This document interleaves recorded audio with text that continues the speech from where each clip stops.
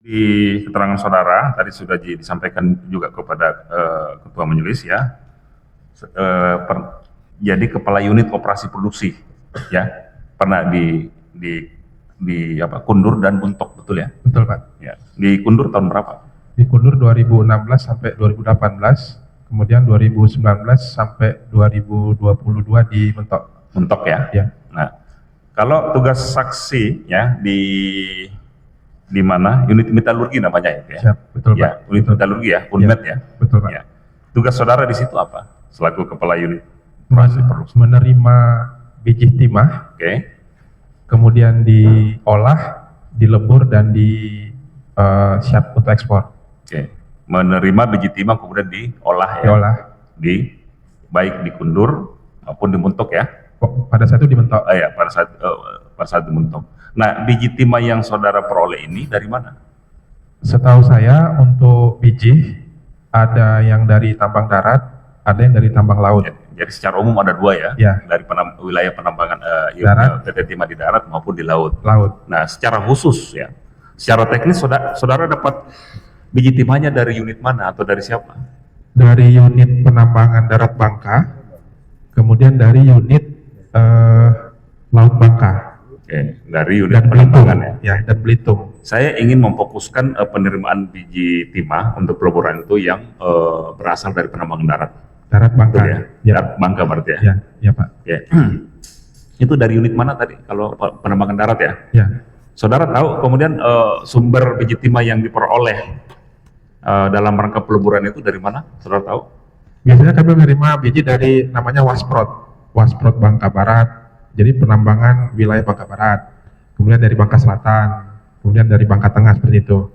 Kemudian kalau biji timahnya itu yang dari darat, kami proses, di-upgrade lagi, misalnya kadarnya yang dari 40%, 50%, nanti diolah ya? Diolah, kemudian dinaikkan kadarnya di atas 60%. Kemudian kalau biji dari laut, dia cenderungnya di atas 55%. Jadi nanti dia tinggal dikeringkan, kemudian diproses, dilebur seperti itu. Pada akhirnya timah yang diolah di sana dan dilebur di sana itu dijual nggak? Ya Pak. Oleh PT Timah? Ya, dilebur Pak. Dilebur, dijadikan logam, kemudian di packaging namanya, jadi balok-balok timah, dicap, terus disiapkan untuk dijual. Dijualnya kemana? Dalam negeri atau luar negeri? Di ekspor Pak. Ya? Betul Pak. Akhirnya diekspor ya? Betul Pak. Nah, kadar timah SN yang kemudian menjadi standar di mana di Unmet tadi, Kundur atau di PT Timah itu berapa persen untuk bisa dilakukan ekspor? Untuk yang diekspor minimum SN-nya atau metalnya itu 99,93 Pak. 9,9. Ya, 99,93. Itu minimumnya. Ya Pak. Kalau ada peleburan atau penglogaman yang kemudian nanti di bawah itu bisa PT Timah tidak dijual Pak. Tidak akan dijual ya? Karena ada standarnya Pak. Baik. Masih terkait dengan penerimaan biji timah ya. Tadi saudara katakan dari penambangan darat ya. Itu yang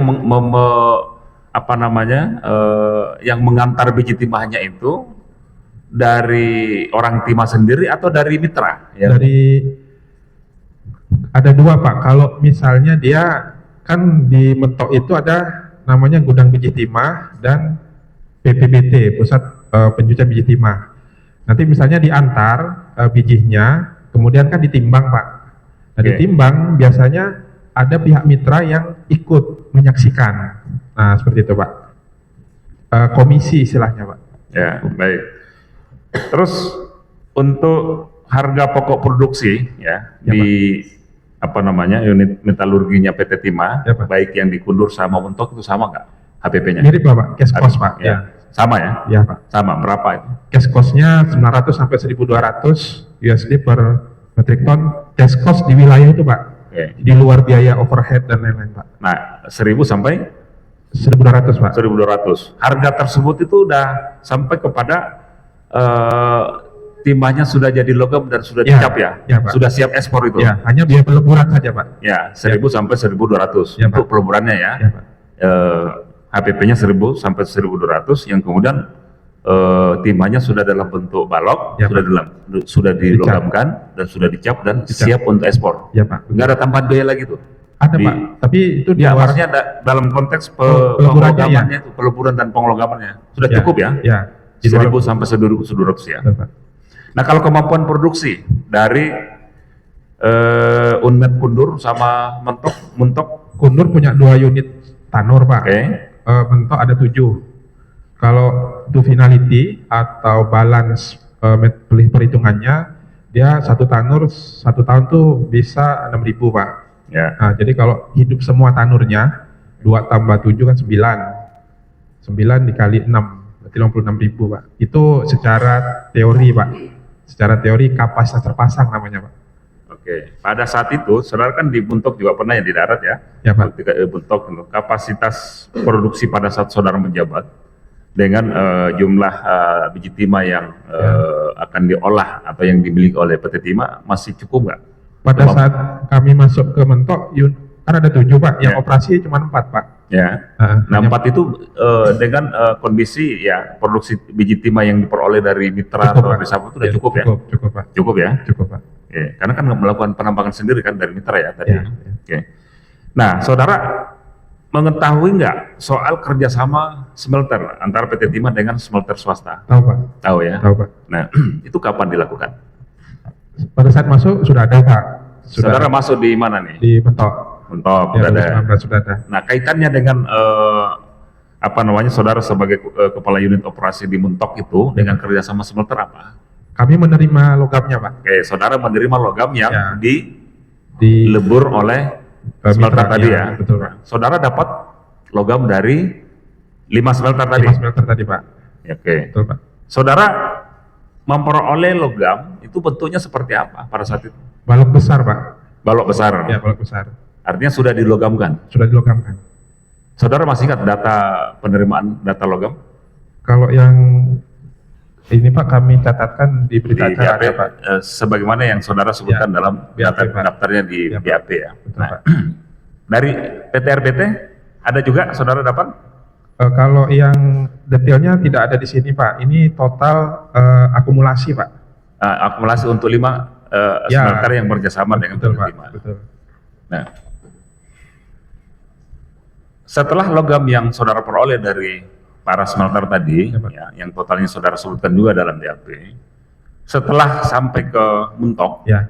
itu kemudian prosesnya seperti apa tindak lanjut? Apakah itu kemudian langsung diekspor Tidak, atau Pak. ada proses tambahan di Mentok misalnya? Kita terima, kemudian kita berita acara Pak ya. Ya. Diterima sekian, kemudian nanti kita kirim ke UPPM, kemudian diteruskan ke akuntansi. Nah, kalau di kitanya nanti balok-balok besar itu kita masukkan ke dalam ketel Pak.